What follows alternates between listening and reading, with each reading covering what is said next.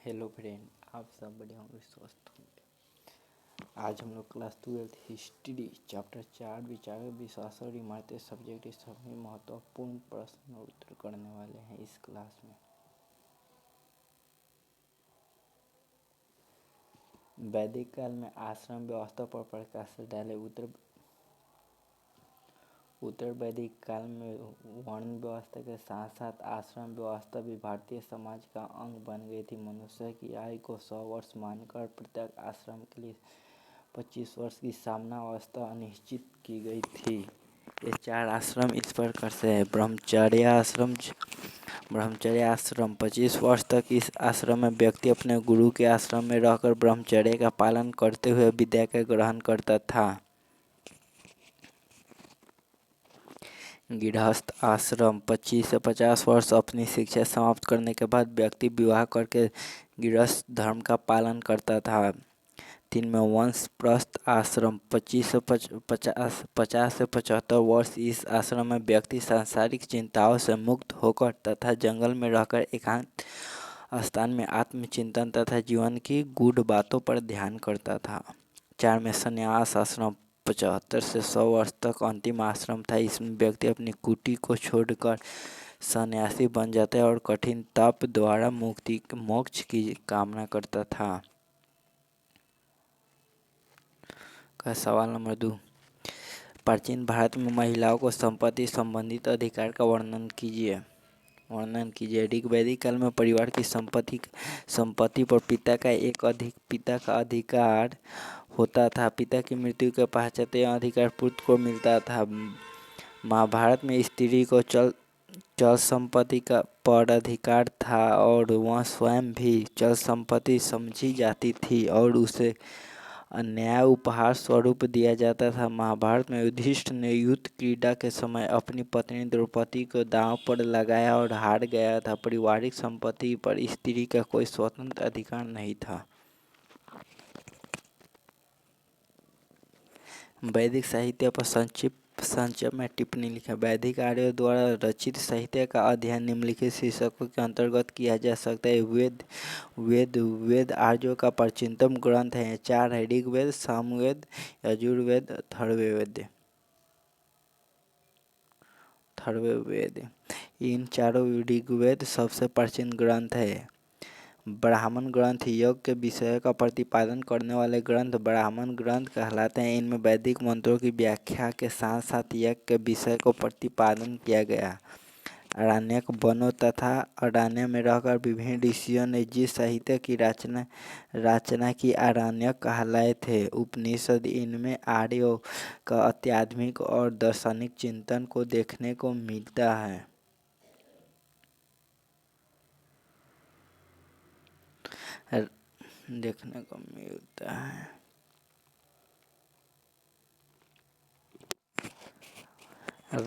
राजतंत्र और वर्ण में संबंध स्थापित करे। प्राचीन भारत में सैद्धांतिक रूप से राजतंत्र और वर्ण में गहरा संबंध था। और शास्त्र और धर्म सूत्रों में राजतंत्र और वर्ण व्यवस्था का उल्लेख किया गया है।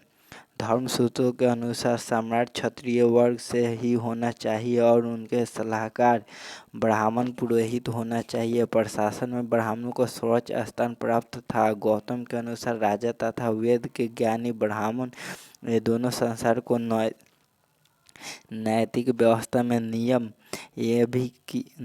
भी कहा गया कि राजा का सभी स्वामी होता है किंतु ब्राह्मण का नहीं। इस प्रकार प्राचीन भारत में सैद्धांतिक रूप से क्षत्रिय को ही आदर्श राजा के रूप में मान्यता प्राप्त था।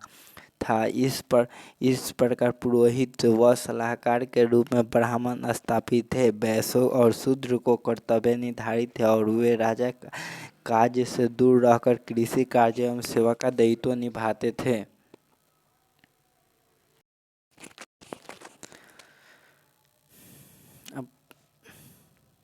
आपका सवाल नंबर 5, प्राचीन भारत में वर्ण व्यवस्था पर प्रकाश डालिए। ऋग्वेद के पुरुष सूक्त तथा महाभारत के शांति पर्व से जानकारी मिलती है कि ब्राह्मण विराट पुरुष के मुख्य से ब्राह्मण, बहु से क्षत्रिय, जंग से वैश्य तथा पैरों से शूद्र वर्ण की उत्पत्ति हुई।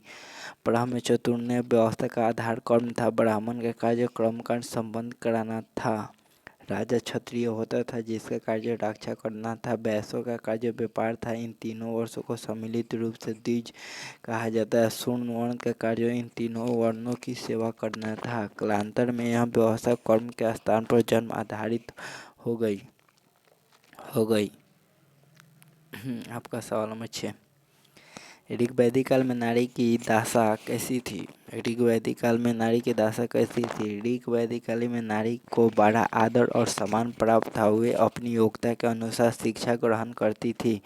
विषआरा घोष, अपला आदि तो इतनी विदुषी स्त्री हुई है कि इन्होंने ऋग्वेद के मंत्रों की रचना की। स्त्रियों गृह स्वामी मानी जाती थी और सभी धार्मिक कार्यों में अपने पति के साथ भाग लेती थी।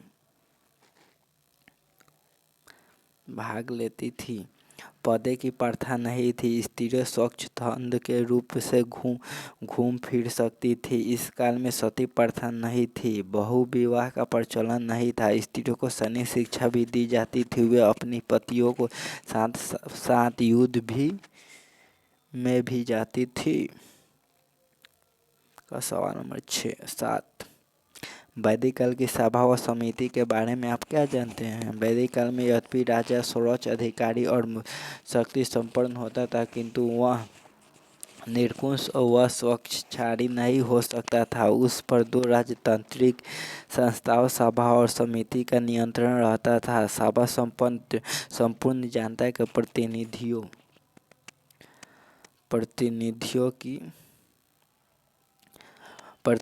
की संस्था थी। कि समिति की वाय वृद्धि तथा उच्च कुल व्यक्तियों की संस्था थी। जिमर के अनुसार समिति संपूर्ण जाति के केंद्रीय सभा और सभा गांवों की प्रतिनिधि संस्था थी। ऐसा प्रतीत होता है कि समिति समस्त जन या विश्व की संस्था थी जिसमें राजा का चुनाव होता था। सभी समिति से छोटी होती थी जिसमें समाज के वयोवृद्ध व प्रतिष्ठित व्यक्ति होते थे। उत्तर वैदिक काल में राजाओं की शक्तियों में वृद्धि हो गई थी तथा इन संस्थाओं का महत्व कम होने लगा था। चाणक्य दर्शन के विषय में आप क्या जानते हैं? वैदिक कर्म कांड में से जब जनता प्रभावित होने लगी, इंसान आगामी जन्म के फेर में पड़कर वर्तमान जन्म में चिंतित रहने लगा। ऐसे चाणक्य मुनि से अपना दर्शन लोगों को दिया कि जब तक जियो सुख से जियो और कर्ज लेकर घी पियो। इस प्रकार भौतिकवादी चाणक्य ने मानव को परलोक की चिंता छोड़कर इहलोक में आनंद पूर्वक जीवन जीने का मार्ग बताया। उनका कहना था कि ना तो आत्मा है, ना पुण्य जन्म है और ना ही कोई परलोक है। परलोक की चिंता छोड़कर सामने जो भी सुख है उनका उपभोग करो।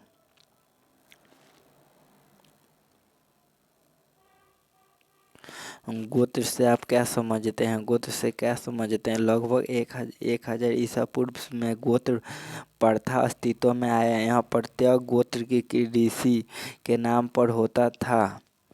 गोत्र के सदस्य उस ऋषि के वंशज माने जाते थे। एक ही गोत्र के सदस्य आपस में विवाह नहीं कर सकते थे। विवाह के पश्चात स्त्रियों का गोत्र पिता के स्थान पर पति का गोत्र माना जाता था, परंतु सातवाहन इसके अपवाद कहे जा सकते हैं। पुत्र के नाम से आगे माता का गोत्र होता था। उदाहरण के लिए गौतमी पुत्र सातकर्णी अर्थात विवाह के पश्चात भी सातवाहन रानियों ने अपनी पति के स्थान पर पिता का गोत्र ही अपनाया।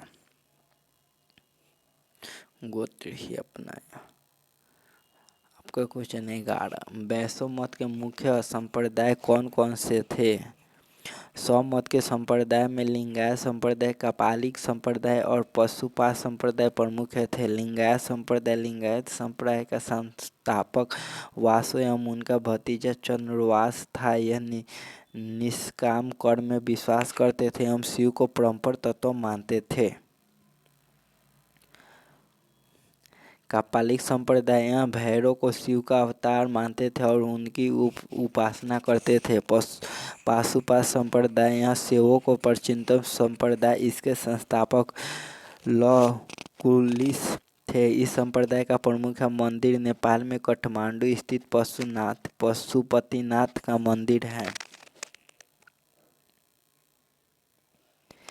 लिंगायत संप्रदाय की 2 विशेषताएं का वर्णन करें। लिंगायत संप्रदाय की 2 विशेषताएं निम्न है। लिंगायत भारतवर्ष के प्राचीनतम सनातन हिंदू धर्म का एक हिस्सा है। यह मत भगवान शिव की स्तुति आराधना पर आधारित है।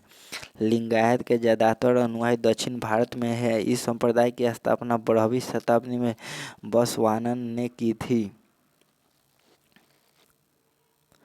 महात्मा बुद्ध की शिक्षाएं क्या थी? महात्मा बुद्ध बौद्ध धर्म के संस्थापक थे। इनके मुख्य शिक्षाएं निम्न थी। 4 आर्य सत्य हैं: दुख दूर समुदाय, दुख निरोध, दुख निषेध, गमनी क्रिया। अष्टदिग्गज मार्ग: सम्यक दृष्टि, सम्यक संकल्प, सम्यक वाणी, सम्यक कर्मठ, सम्यक आजीव, सम्यक व्यायाम, सम्यक स्मृति, सम्यक समाधि। मनुष्य का मध्यम मार्गी होना चाहिए। मनुष्य को अहिंसा का पालन करना चाहिए। जातिवाद, यज्ञ, परंपरा आदि में विश्वास रखना चाहिए। महावीर के उपदेशों का वर्णन करें। महावीर जैन शिक्षाओं की बड़ी सरल तथा सादा है। यह कर्म, उच्च आदर्श तथा अवगमन के सिद्धांतों पर आधारित है। इनमें अहिंसा, तपस्या, त्रिरत्न पर विशेष बल दिया है। संक्षेप: इनके मुख्य सिद्धांत इस प्रकार से है। त्रिरत्न: जैन धर्म में तीनों रत्नों के पालन पर जोर दिया गया था: सम्यक विश्वास, सम्यक ज्ञान, सम्यक आचरण।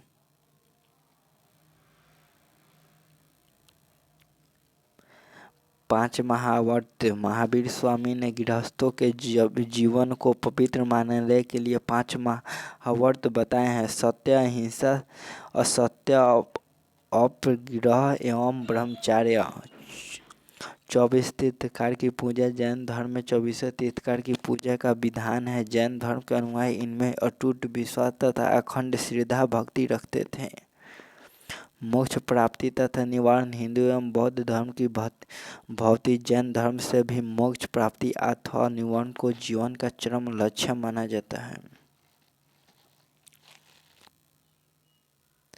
बौद्ध धर्म के महायान और हीनयान के सिद्धांत में क्या अंतर थे? हीनयान संप्रदाय महात्मा बुद्ध की शिक्षाओं पर आधारित है। यह संप्रदाय महात्मा बुद्ध को एक महापुरुष के रूप में स्वीकार करता है। हीनयान में ज्ञान को प्रमुख स्थान दिया गया है तथा व्यक्ति को निवारण की प्राप्ति करना उद्देश्य बताया गया है। मेहमान संप्रदाय में महात्मा बुद्ध के अतिरिक्त बोधिसत्व की शिक्षाओं को शामिल किया गया तथा महात्मा बुद्ध ने एक सर्वशक्तिमान देवता माना गया है। मेहमान संप्रदाय में ज्ञान के स्थान पर करुण को अधिक महत्व दिया गया है। मेहमान संप्रदाय के अनुयायी बोधिसत्व को आदर्श मानते हुए गृहस्थ जीवन को अधिक महत्व दिया है। बौद्ध के 4 आर्य सत्यों का उल्लेख करें। महात्मा बुद्ध ने 4 आर्य सत्यों पर बल दिया है। निम्नलिखित हैं। संसार दुखमय: महात्मा बुद्ध के अनुसार मानव जीवन दुखों का घर है। बीमारी, बुढ़ापा, मृत्यु आदि मानव जीवन के भीष्म दुख है। दुख संप्रदाय बुद्ध के अनुसार दुखों का मूल कारण मानव जीवन ही है। दुखों का मूल कारण तृष्णा है। 3. दुख निरोध: यदि मानव की तृष्णा समाप्त हो जाए तो दुखों का निवारण हो सकता है। 4 में दुख निरोध का मार्ग: महात्मा बुद्ध के अनुसार इन सांसारिक दुखों को से छुटकारा पाने के लिए अष्टांगिक मार्ग का अनुसरण करना चाहिए। बौद्ध संगीतियाँ क्या बुलाई गई? चतुर्थ, बौद्ध संगीति का क्या महत्व? महात्मा बुद्ध की मृत्यु के पश्चात बौद्ध धर्म के अनुयायियों में मतभेद एवं आंतरिक संघर्ष शुरू हो गया था। इस संघर्ष को समाप्त करने के लिए समय पर बौद्ध समितियों अथवा सभाओं का आयोजन किया गया। इस प्रकार 4 संगीतियों अथवा सभाएं बुलाई गई थी। इसमें चतुर्थ बौद्ध संगीति जिसका आयोजन कनिष्क के शासनकाल में कश्मीर के कुंडलवन बिहार में बुलाया गया था। सर्वाधिक महत्वपूर्ण है इस संगीत के सभापति महान बौद्ध विद्वान अश्वघोष थे। इस संगीत के अवसर पर बौद्ध धर्म दो संप्रदाय हीनयान और मेहमान में विभाजित हो गया। इस संगीत के अवसर पर त्रिपिटक पर भाष्य लिखा गया है।